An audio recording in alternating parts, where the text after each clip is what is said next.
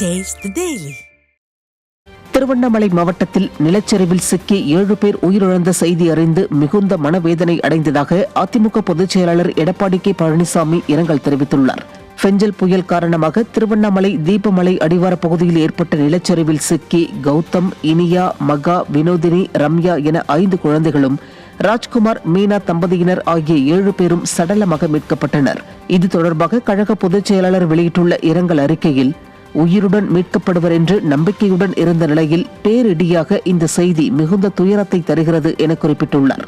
உயிரிழந்தவர்களின் குடும்பத்தாருக்கு கழக பொதுச் செயலாளர் ஆழ்ந்த இரங்கலையும் வருத்தங்களையும் தெரிவித்துள்ளார்.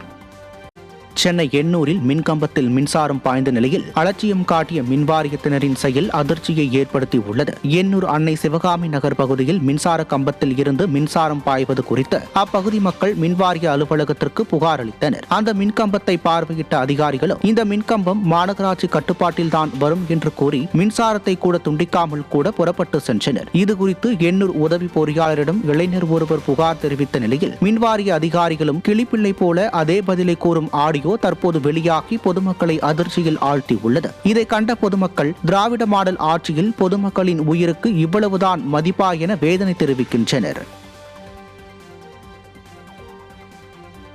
நாங்க எங்களுக்கு கால்ஸ் பாக்குறது எங்க டைம் கிடையாது சார். அவ்வளவு கால்ஸ் இருக்கு சார். இப்போ ஐயா நான் என்ன கேக்குறேன், இது இபி சம்பந்தப்பட்டது தானே. இப்போ ஒரு கரண்ட் ஒண்ணு கேட்கலாம், ஒரு கரண்ட் பாஸ் ஆகுதுன்னா உடனே யாருக்கு போன் பண்ணி சொல்லுவாங்க சார்? எங்களுக்கு தான் நீங்க சொல்லுவீங்க, நான் இல்லன்னு சொல்லல. இப்ப அது போஸ்ட் லைட் அவங்க கார்பரேஷன் எலக்ட்ரிக்கல் பாக்கணும் சார். அது கார்பரேஷன் தான் வந்து பாக்கணும். இப்ப நீங்க பாத்துட்டு இப்ப அது கரண்ட் பாஸ் ஆகுது, அது அப்படியே விட்டு போவீங்க, நீங்க எதுவும் பண்ண மாட்டீங்க.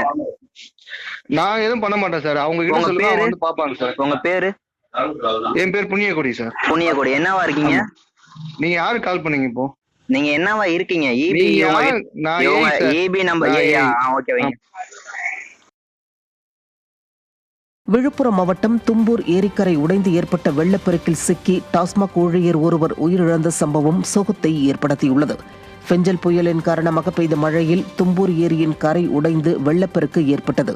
விக்கிரவாண்டி அருகே பூண்டியில் பணியாற்றிய டாஸ்மாக் ஊழியர் சக்திவேல் என்பவர் பணியை முடித்துவிட்டு தனது சொந்த ஊரான ஒருகோடி கிராமத்திற்கு செல்லும் போது தும்பூர் ஏரியில் ஏற்பட்ட வெள்ளப்பெருக்கில் சிக்கிய நிலையில் ஒரு நாள் கழித்து அவர் சடலமாக மீட்கப்பட்டார்.